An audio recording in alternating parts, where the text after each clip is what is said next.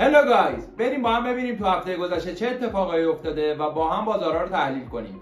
اول میخوام از تورم PCE شروع کنم که کلا PCE شاخص مورد علاقه فدرال رزرو برای اینکه تورم رو بسنجه.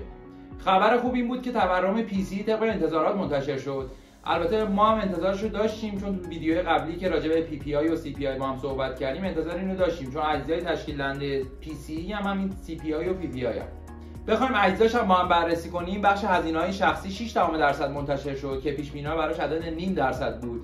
بخش درآمد شخصی 4% منتشر شد که انتظار براش 0.3% بود و بخش PCE هسته یا همون کور PCE طبق انتظارات عدد 0.2% منتشر شد. ولی نکته جالبش اینه که ماه قبل اصلاح خورده و از 0.3% به 0.2% رسیده. همین 0.1 که اصلاح خورده شاید به نظرتون خیلی کوچیک بیاد، ولی خودش این تو مقیاس سالانه میتونه تورم چیزی حدود 1.21% پایین بیاره و خب به تبع دست فدرال رزرو برای کاهش نرخ بهره بیشتر بازه.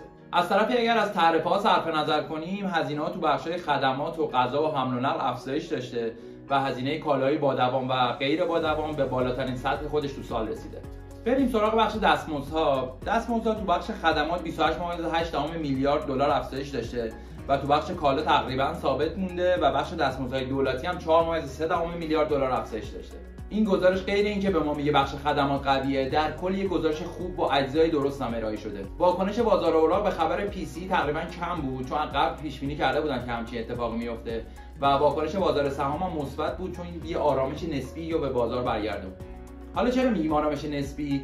ببینید تو ویدیویی که هفته پیش منتشر کردیم در مورد جلسه فدرال رزرو، صحبت‌های خوبی شد، همه چی خوب بود، پاول اومده بود صحبت‌های داویشی کرده بود که این خودش باعث رشد بازارها میشد. ولی الان اومده یه مصاحبه کرده، یکم لحنش انقباضی‌تر کرده. اومده گفته وضعیت بازار کار اونقدر هم بد نیست. خب دلیل این حرفش چی میتونه باشه؟ ببینید چون یکم نرخ مشارکت اومده پایین و سیاست‌های مهاجرتی یکم محدود شده، پاول اومده میگه آقا با 20000 تا ایجاد شغل تو ماه هم میتونیم وضعیت بازار کار رو ثابت نگه داریم، نیازی به ایجاد 150000 تا شغل تو ماه نیست. یعنی نرخ سر به سر اومده پایین. حالا نرخ سر به سر چیه؟ یعنی تعداد مشاغلی که باید ایجاد شه تا نرخ بیکاری ثابت بمونه. از طرفی آقای میران هم که عضو هیئت مدیره فدرال رزرو و تو نشست آخرم تنها کسی بود که به 50 باید کاهش نرخ بهره رأی داد، اومده گفته درسته آقا نرخ بهره باید بیاد پایین، ولی نه عجله‌ای برای کاهش‌های سریعه و نه توجیهی برای کاهش‌های افراطی. فقط باید یه کاری کنیم که بازار کار آسیب نبینه. به نظر من که اینا خودشون میدونن نرخ بهره باید بیاد پایین. من اصلا میشه ندونم. ببینید 27 هفته از ادعای بیکاری هر دفعه داره میره بالاتر. ولی میان اینجوری میگن که بازارهای ریسکی مثل سهام و اینا زیادی پامپ نشن و حباب نخورن. به نظر من که همین الانش هم بازار سهام حباب داره و تو 5-6 هفته آینده انتظار اصلاح مارکت رو دارم.